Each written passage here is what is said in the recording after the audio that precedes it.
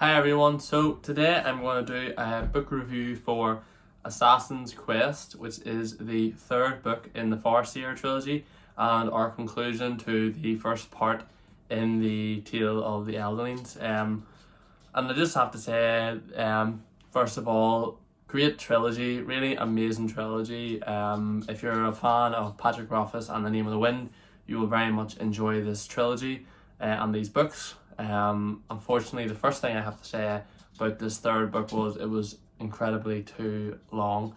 And I love long books, and I love books that have loads of things that happened in them, and great work, great time spent on the characters and their growth. And this book definitely had these moments. And I did love this book. It just felt too long. There's maybe a couple of hundred pages that could have been condensed down a bit, which could have brought this near 900 page book down to a nice 700 page book. And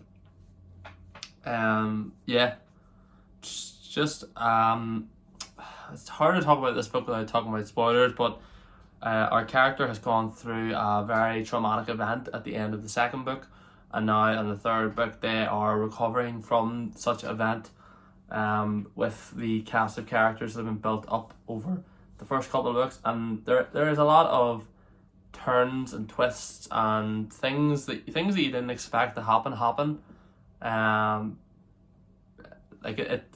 This series, while it does have a bit of traditional fantasy involved, it doesn't very much follow those tropes. It doesn't have they don't nobody wins all at the end. Nobody finishes this story.